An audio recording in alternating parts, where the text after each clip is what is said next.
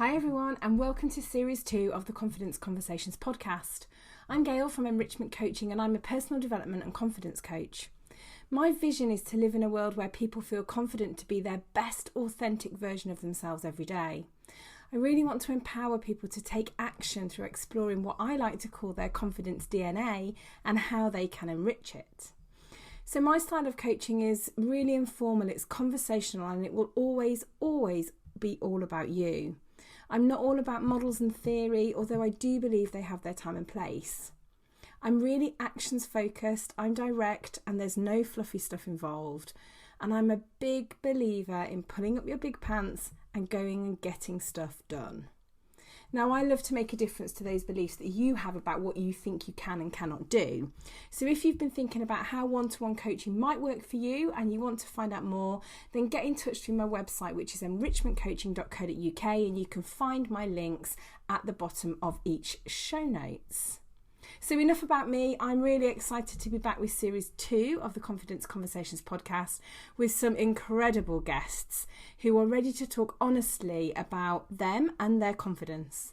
Now, for this series, rather than kind of general confidence conversations, we're going to be digging a bit deeper to understand more about the things that have an impact and the things that enrich your confidence.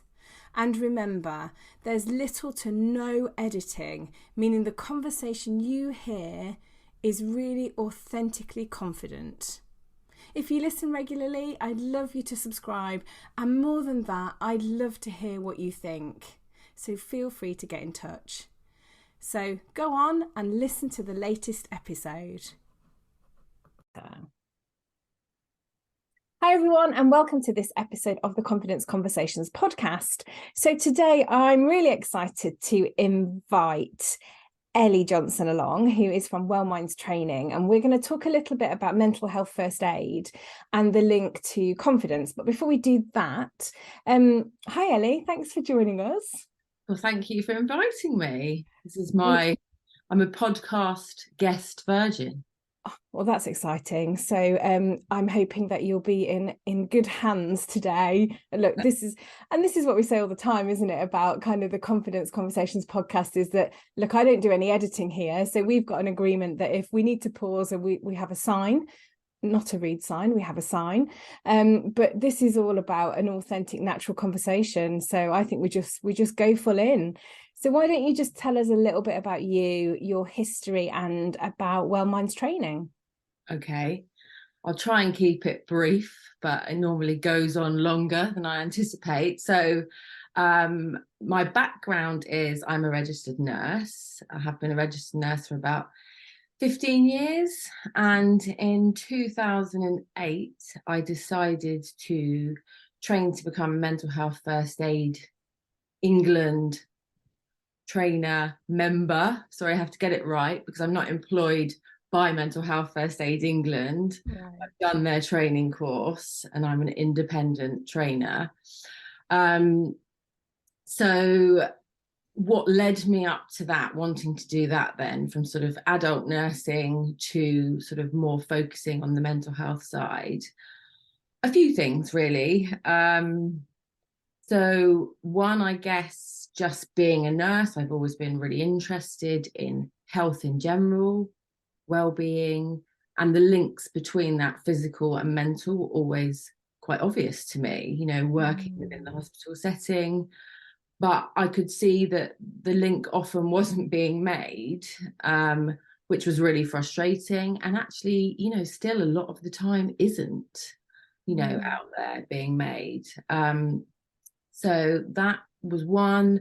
Another thing was working within the hospital settings. I'm sad to say I saw discrimination and, stigma towards people, patients or colleagues, who were struggling with their own mental health or had mental health diagnosis, but were coming in for physical procedures, and I really believe the reason that people were behaving in that way towards them was from lack of knowledge and education themselves.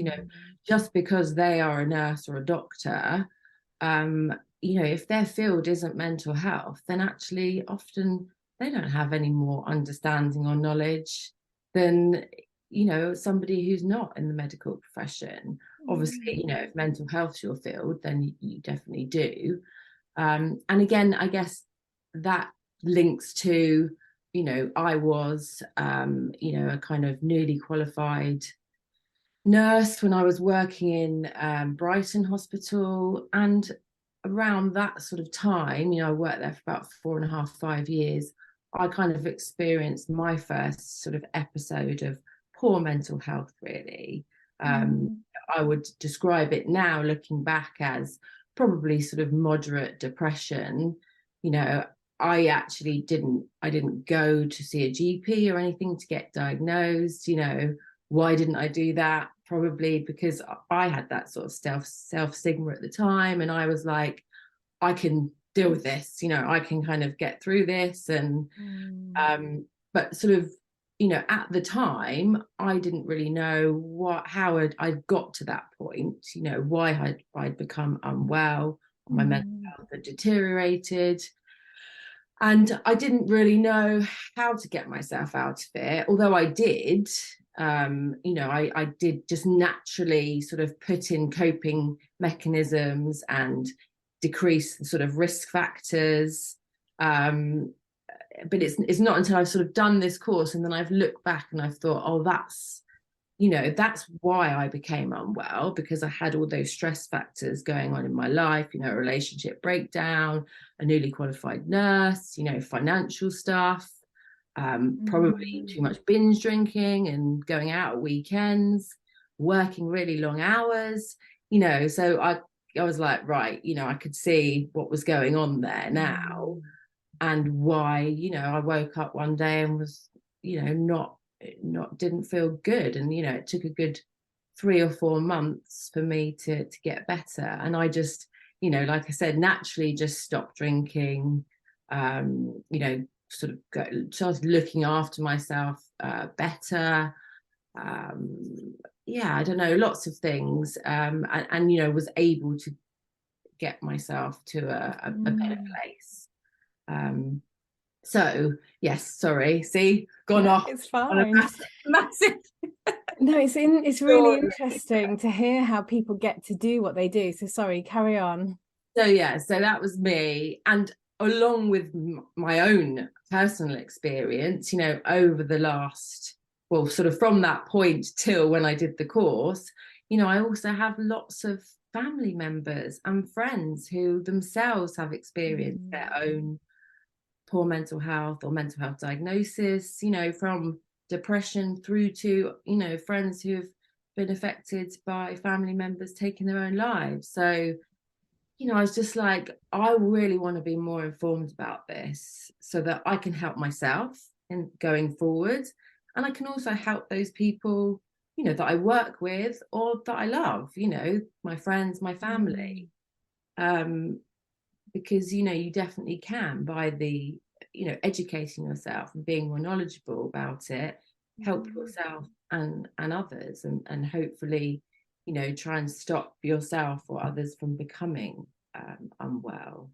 And we were talking before we press record about, because I did the mental health first aider course with you early in 2022, and for me it was probably something I wanted to have in my coaching kit bag, as a way of understanding maybe what some of my clients were going through, because I often see clients who are having counselling and therapy as well as coaching, and the two often complement each other, but we're really careful that they don't cross over. But also I think for me it was about building my confidence in mental health and understanding it a little bit more.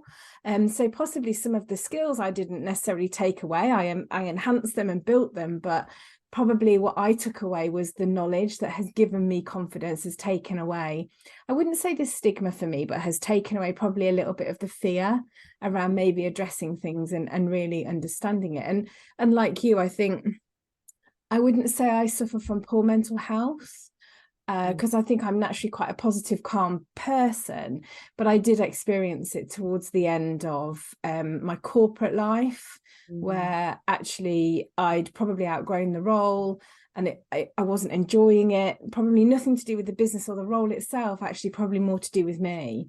And that was the first time where I felt quite anxious, heart palpitations, and then you realize, don't you, that actually you've got to do something about this. Yeah. One of the things you said in your intro there was you talked about the link between mental and physical health, and you said, oh, those links are really obvious to me. I'm not sure they're completely obvious to me. What kind of things would they be? I just think your body, you work as the whole, the mind and the body. So if you're physically unwell with anything, ultimately, if you don't kind of get that treated, it will start to manifest itself physically, and vice versa. If your mental health isn't good, it will start to manifest itself physically. I've seen that in myself, for example, kind of unexplained aches and pains, right, tummy troubles, and when all the physical investigations are done, there's actually nothing physically there. But often when people are asked the questions, what's your anxiety like? What's going on in your life, stress wise? And I've seen it, somebody very close to me who had severe depression. Actually, two people in my life that have had severe depression. There was a lot of physical stuff going on. They were going to the doctors, to the osteopaths, to the physios for months, until actually, that they realized what was going on was mental health. And when they got treated for that, obviously it's a long journey, recovery. You don't sort of recover overnight, but once they've got on that sort of recovery journey, it's like, oh, you haven't mentioned your aching limbs, or I wonder if there's a point where you kind of just accept that that's part of it, almost, when you don't know what it is, or you don't know how to treat it. You accept that I'm thinking of something like, when you're feeling quite stressed or you're quite tired, I get spots, right? And I've got some now, and I know we're recording this just before Christmas, and I know that that's a sign that I probably just need to take a step away and have a break. And it's a small thing, isn't it? And we'll talk about the stress container in a little while. With when we talk about the signs and symptoms on the course of depression, of anxiety disorders, there's physical symptoms as well as psychological symptoms. Our mental health affects the way we think, feel, and behave, and all those things will impact on the physical. That is a group of symptoms, not just the psychological. It's gonna impact our physical. It's so linked. Yeah. And then we also had a really brief conversation when we said, oh, we should just press pause and start talking. We also had a conversation about physical first aid, didn't we? And about actually how there's been quite a push on that. And we probably, well, you can say it far better than I did. You talk about that again, because I think it's really interesting. Kind of parallels we make when we talk about what is mental health first aid. I always say, well, if you think about physical first aid, we're ultimately doing the same thing, but thinking about somebody's mental health. So it's about preserving them or others from risk of harm, further harm, assisting them. This is on a non-professional basis, as with physical first aid, because it's not always a professional on hand, is there? If somebody falls down in the street in front of you, it's not often a doctor or an ambulance, there. Same with the mental health stuff. If you think of that same scenario, if you see somebody in the street struggling with their mental health in somewhere, in a mental health crisis, you don't need to be a professional to step in and help. And so, it's about that. It's about, being aware, noticing those sort of signs and symptoms, and having that confidence to step in and not sort of walk past because you're fearful of, I don't know what to do because I have absolutely no training or knowledge about this. So I don't want to do something wrong. So I'll just do nothing at all, and you can't blame them that. You do the same if somebody was having a heart attack. You're not going to give them CPR if you've never had any CPR training, are you? I think it's unlikely you're going to do that. And actually, in the street scenario, because we've had such a push on kind of physical first aid, and it's on the TV, isn't it? We see it lots. We're surrounded by it quite a lot, or we certainly have been. I think that there's probably likely to be someone around you that would know what to do. And also, we've learned a lot of lessons, haven't we? So you've only got to look at kind of footballers, where some of these footballers have had a cardiac arrest, or even fans in stadiums where they've been saved because, there's probably been a defib around, but also they've got world-class medical teams as well. But usually it's a member of the public that steps in to help. In the very first instance. How we did have some questions, and I'm going completely off these because now you've sparked my thought process. How do you think the pandemic has helped the stigma around mental health? God, help the stigma. It's such a difficult one because I think with regard to the stigma, it's kind of all sort of individual or organization. It just sort of depends what environment that person is in or themselves. Whether I guess because it has become more talked about, just mental health in general, even before the pandemic, but maybe just more people were exposed to the risk factors during COVID, because obviously potentially, having to work from home, so being isolated, a lot of people, their work is their social life as well. You had the financial worries when people were furloughed. So lots of more risk factors there. And so maybe people became a little bit more understanding because they experienced themselves feeling the pressures of actually, I'm starting to feel down and kind of struggling, and I've never maybe had been in a position like that before. And then I guess organizations had to sit up and take more notice because there was more people within their teams and things expressing that they were sort of struggling.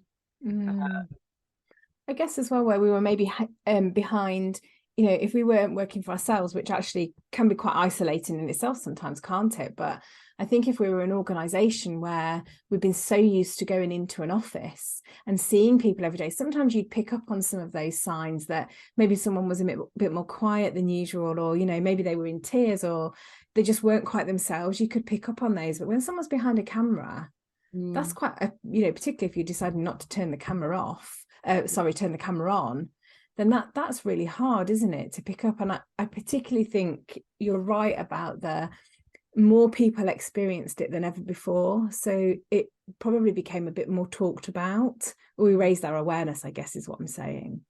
Yeah. And, lots of people died, didn't they? So if you had family members or became ill, as well, and that's a risk factor for our mental health, any sort of physical illness or mental health illness, and also people who already had poor mental health or, had a mental health diagnosis.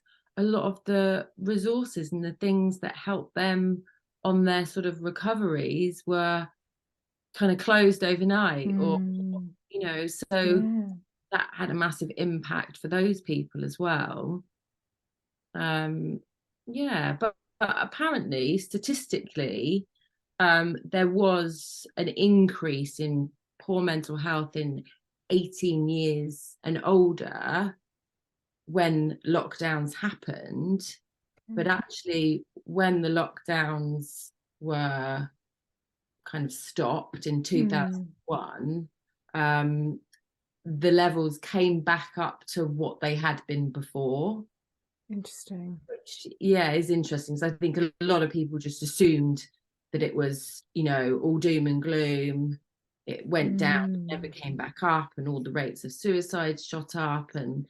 But actually, it just kind of went back to where it was before, after things eased with the lockdowns. That is really interesting, isn't it? Because actually what you said there, was we tended to hear a lot about it. I don't want to keep talking about the pandemic because we kind of need to move on from it, don't we? But I think it's really interesting that maybe we hear more about it because we are more aware of it. And that's why it seems like there's a lot happening around people's mental health.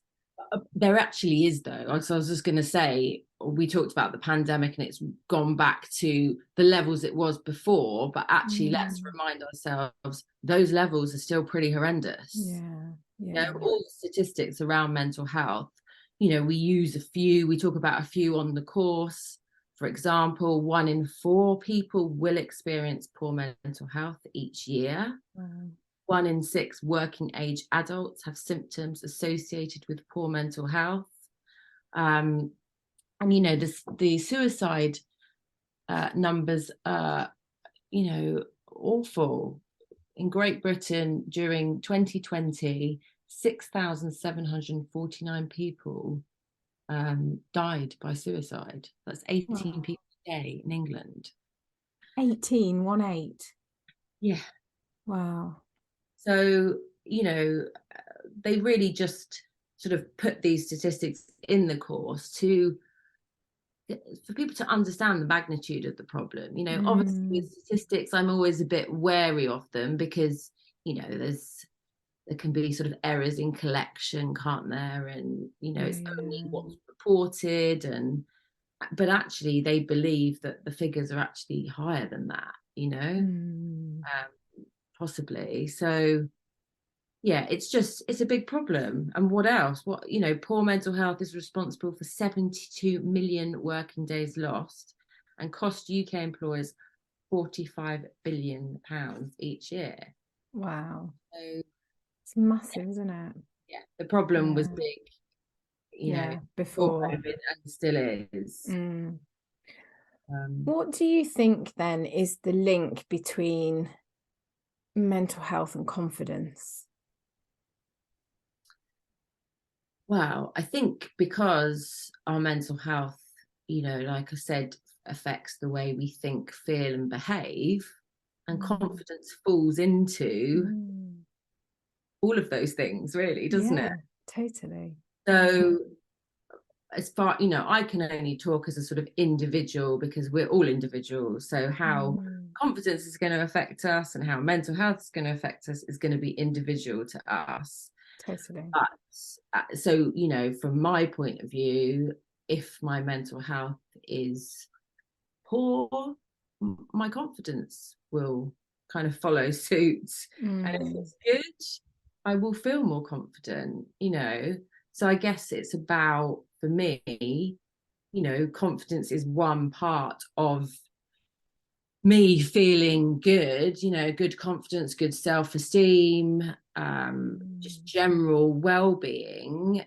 So I just make sure, I'm putting those practices in, daily, weekly, I'm constantly thinking about how can I protect and promote well-being within me, physically and mentally. We've all been taught, haven't we, over the last, I don't know, 10 years or so, it's all about the physical, isn't it? What's your 5 a day? What do you do to keep yourself physically well? Well, it's exactly the same. If you just flip it to mental health, why are we not just talking, to children from the word go, we're giving them PE lessons. Why are we not just talking to them about, okay, so that's your physical, but you've also got your mental health and well-being, and they're linked. So you need to look after that as well, And what's your 5 a day for your mental health, And again, it's going to be individual. What's your self-care stuff? I'm sure what do you do? Do you go out in the morning, make sure you go for a walk? You already said to me, you're going to make sure you go for a walk this afternoon. So it's like, we need to do it. It's a work in progress. You have to look after yourself, like your physical. If you don't eat well, if you don't move, exercise, get fresh air, your physical health will deteriorate. And it's the same with your mental health. If you don't look after it, it's going to start to deteriorate. What you talked there about your protect and promote kind of your practices. Yeah. What are some things that you do to protect your mental health? Wow. For me, so I kind of always check in, I'm always thinking, probably me more so than most people, because it's something I talk about a lot. So yeah, I'm always just checking in with myself, really. How do I feel today? How do I feel this week? And there's something called, I don't know if you've heard of, like, the 5 ways to well-being or 10 keys to happier living. There's been some sort of scientific research to suggest that if we engage in these sort of activities, then it can help prevent us from potentially developing anxiety and depression. So things like, what's on there, which things that I engage in would be exercising. I'm a big one for exercising or movement of any, form. Yeah. That'd be walking, running, going to the gym. I sort of mix it up a bit. Giving, like, doing kind things for others. Relating, which is about connecting with people. So yeah, I definitely am very mindful about making sure that I have meaningful connections with people. Because obviously that links to sort of loneliness and stuff. You can have lots of people around you, but actually are you connecting with them in the way that you want? That and on the flip side, you can have people in your life or in the past that maybe don't help your mental health. Totally. So it's about sort of knowing. And for me, a big one is boundaries as well, being able to say no and feeling okay about that.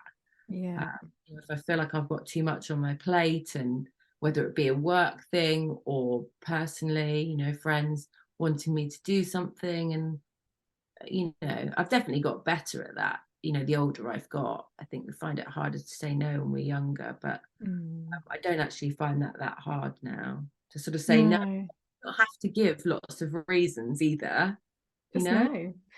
And actually, I think if you're surrounding yourself with the right people and you're connecting with the right people, then they will accept your no as a reason and not need anything else around that. I think those things are really interesting in terms of the link to confidence for me, because some of the research that I've had, there's not loads of research out there about confidence, but one of them is around this whole 3 things that impact your confidence. One is your upbringing, the other one is your environment, and the other's experiences.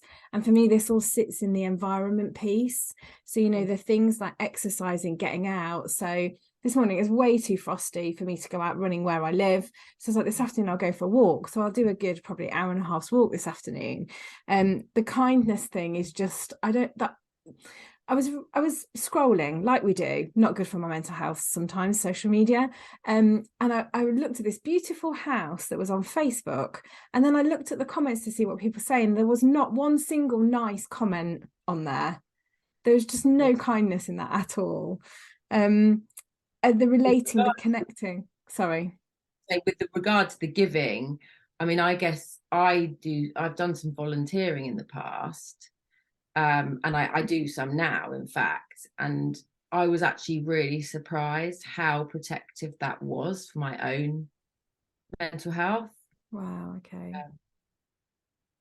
I guess it's that giving not to receive anything, or not for anything. Yeah. And I guess a lot of it, it's been with mental health charities that I've volunteered for. So I guess it's that feeling that you maybe, you may have made a difference to somebody that day by talking to them. I was trying to, I've always trying to think, put into words why. And despite having sometimes some really difficult conversations, I always walk away feeling good after I've done a volunteering stint.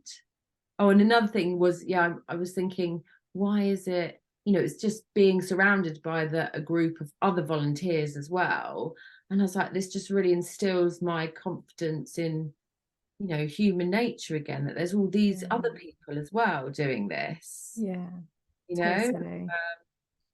So yeah, volunteering is actually a really good thing, and that sort of falls under the giving thing. Sorry, so Yeah, that's no. And I think you're all there with a common purpose, aren't you? You're all there as volunteers to want to help, giving your time for nothing other than you might have saved somebody. Could be as well as not as simple, but dramatic as that. I know it's a dramatic yeah, sounds, but yeah, yeah, that's the thing with the mental health first aid. People, you don't need to be a professional to have those difficult conversations and potentially save lives. yeah, Ultimately, that is we're talking about the worst case scenario, the most serious crisis with mental health first aid, as you know, Gail, I doing the job. know. And Right. And there's so many myths, isn't there, around it that we help to debunk on the course. And I definitely, before I did the course, would have been more fearful of asking somebody if they were suicidal, having thoughts of suicide. I believed that myth that if you mention the word suicide, you might be putting the idea into somebody's head, but all the research shows that that's not the case. There's so many others as well, myths. So you really can help just by being, it's that active, non-judgmental listening that comes in. So important. you touched there on fear, and I think one of my questions that I was going to ask you was, what are the benefits of becoming a mental health first aider? And I'm really interested in this piece of fear, because actually there is, if we just go back to the physical health for a second, if somebody collapses in front of you in the street, there's a fear, like you said, of getting it wrong. How can you, as somebody who wants to support somebody that's got mental health, and I don't mean a mental health first aider, but how can you overcome that fear in asking the question that you've just said, are you feeling suicidal? Because that's quite a direct question, isn't it, for somebody to ask?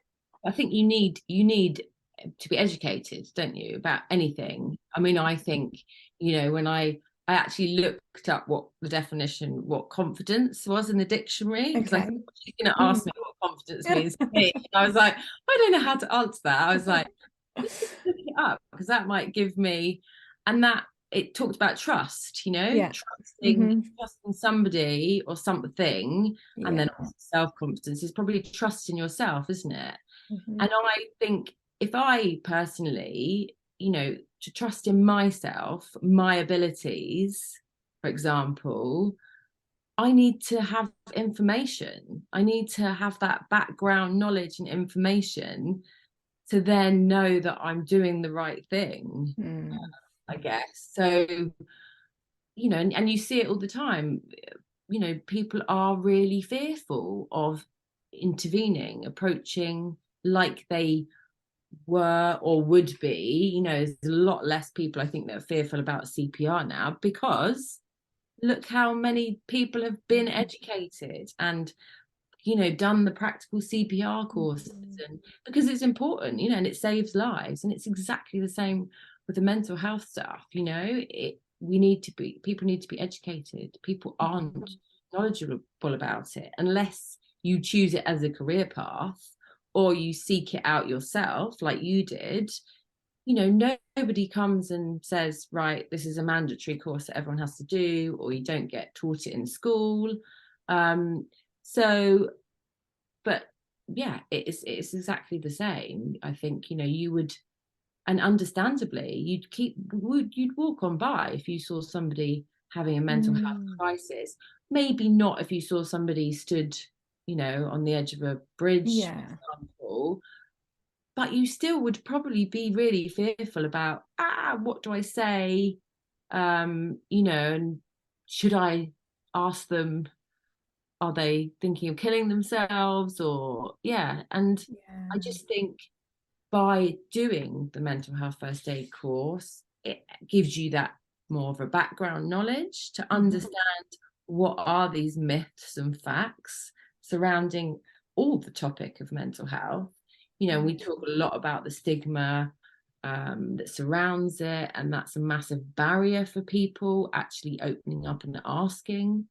And by actually us being honest and open in our questioning, that's sort of taking away from the stigma. By avoiding talking about it, sort of adds to the stigma, doesn't it?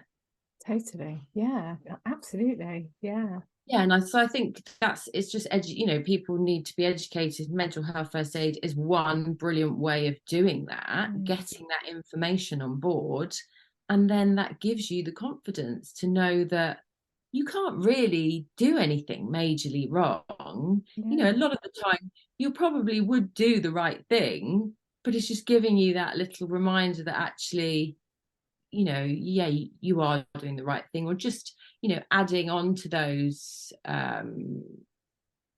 techniques or whatever that you already have, just to give you that confidence to step in. I was having a conversation the other day and I thought of you and the training, because somebody said something to me that they were, without going into loads of details, they were having a conversation with somebody who kind of casually mentioned that might be better off if I'm not here, kind of thing.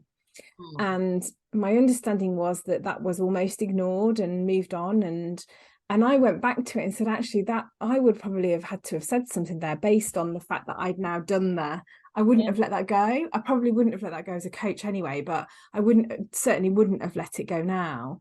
And then the conversation moved on to, oh, you know, we've put some people forward for mental health first aider training. I was like, brilliant. And this person was questioning whether they were the right people to do it because of their knowledge. And I said, well, actually, the less knowledge they have, probably they are the right people. Well, everybody's the right person, but they probably are the right people because it will raise their awareness and it will make them more aware. It probably will make them more considerate, empathetic. Yeah. And able to be much more aware of what's going on around them and then how they can deal with it. So even just being able to have that conversation with that person confidently because I'd done it and I'd been there, possibly change their opinion of what you know, a bit of stigma, I guess. And just to reiterate, you know, it doesn't train anybody to be a professional, does it? Or to diagnose. No, you know, absolutely not. it needs to be just to sort of step in on that first aid basis. And like you said, they're probably the perfect type of person that is not knowledgeable. And I mean, if somebody's, you know, often I deliver to you know, trust maybe where people, or even the charity that I work for, the mental health charity that I work for, you know, have people come on who definitely have a good level of knowledge about mental health. You know, they work within the charity, and but still everyone takes away something. You know? Even on the course we did, I mean, I think there was 5 or 6 of us, and I remember listening to kind of, you know, what everyone had taken away and actually stepping back and going, wow, actually some people have really, everybody's taken loads away, but some people had had some real absolute light bulb moments about maybe where they'd contributed to the stigma in the past, and then they, you know, they'd had this like whoa kind of moment, which is so powerful. And I'm sure that that person will go on and be so thankful that they did the course, without a doubt, because I think and that's what I love about it, and that's why I'm so passionate about it, because I just love seeing those like light bulb moments in people where they're like, okay, I get it, I get the links now, I get, you know, I understand maybe now a bit more, and I can go on to better look after myself going forward. You know, people going away with tools to better look after themselves and others. It's just so rewarding, really. And I always think, you know, I wish I'd had the opportunity to do this course when I was in my 20s. You know, I've, you know, it took me a long time to work all this stuff out for myself and then do this course, you know. So yeah, I love it when there's sort of younger people on the course as well, because I'm like, you know, hopefully personally be really helpful. You know, a lot of it's sort of life skills, really, isn't it, as well? Yeah, and I was going to ask you then, what if you had 3 tips then that you would give our listeners about, I suppose, mental health that might help themselves, but also might help their confidence. What might those 3 tips be? Um, well, I guess it links back to that looking after yourself. For me, it's obviously, some people will become unwell, but the aim is to prevent that from happening. Prevention's better than cure and all that. Yeah. So I think it's about protecting your mental health when you're well, to keep yourself well by any of those 5 ways to well-being, 10 keys to happier living. They're all, you can look both of those things up, engage in some of those things. They really do help to protect and promote positive mental health and well-being. So I would definitely recommend, engaging in any of those things. Think about your coping mechanisms. How healthy are they? How helpful are they? Are they helpful? Are they unhelpful? The obvious unhelpful: alcohol, drugs, things like that. But the not talking about your problems, the overworking, burning the candle at both ends, not sleeping, those can all be things. And 3, educate yourself, and not in necessarily in that order. I'd say maybe put that one at the top. Educate yourself about your mental health, your emotional health, because you've got it. We've all got it. We've all got mental health. So you've got to look after it. So educate yourself like you do about your physical health. And then, look after it and look after yourself. What we'll do is I'll find the 5 keys to wellbeing, and I'll put a link in the show notes so that anybody that wants access to them can find them. But I'm sure they're probably on the mental health. Well, the 10 keys to happier living incorporates the 5 ways to wellbeing. Okay. The 10 keys to happier living, which it was in 2011 global non-for-profit action for happiness. Oh, okay, yeah. Great. Great. 10 keys to happier living, and it actually spells out great dream, the acronym for. And actually, Action for Happiness do a calendar each month, don't they, where you can engage in different activities and things like that.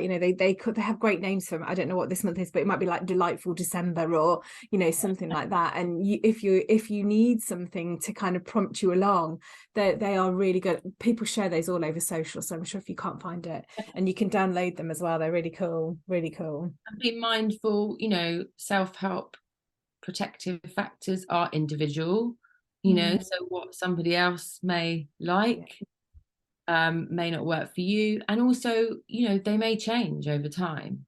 They stop working, for example, or become less effective, so you may have to think about what else. Something different. Yeah. Elly, thank you. That's been so interesting. And I know every time I see you, we end up talking about something mental health related because it's just so interesting. And for me, the links with physical and with confidence, everything's so interlinked. And that's why it's so important that we look after ourselves. But for people that want to connect with you, tell us where they can find you and connect with you. Okay, so Well Minds Training is my business. I've got a business page on Facebook. On LinkedIn, I'm actually Elly Johnson. And then there would be a link to my website, Well Minds Training, on there, and Facebook. Yes. And I'll pop them all in the show notes if anyone wants to connect with you, or indeed they want to. I highly recommend the training if you've not got that impression by now. Yeah, no, brilliant. I'm so glad that you have found it valuable. And if I'm honest, it gets such good feedback. It's a brilliantly designed course. It's not, I didn't design it myself. I just have the privilege of delivering it. So the mental health first aid, I also deliver a 4-hour awareness course, which is brilliant as well. just to raise that awareness Yeah. and thinking about potentially mental health first aid. And you know, it's so generic, it literally can be applied to any workplace. You know, I've delivered to NHS organisations, charitable organisations, pharmaceutical companies, IT companies, PTs, hairdressers. You know, if you're human and you interact with other humans, this will be helpful. Definitely. Or even if you don't, which, you know, most people do, you'll use it. You can use mental health first aid on yourself. Yeah, absolutely. Oh, look, thank you. It's been a pleasure. Thank you for having me. And you're no longer a podcast recording virgin. Go you. Brilliant. Oh, so thanks, Elly. And for everyone listening, thanks for listening. I hope that you found that really insightful, and join us next time on the Confidence Conversations podcast.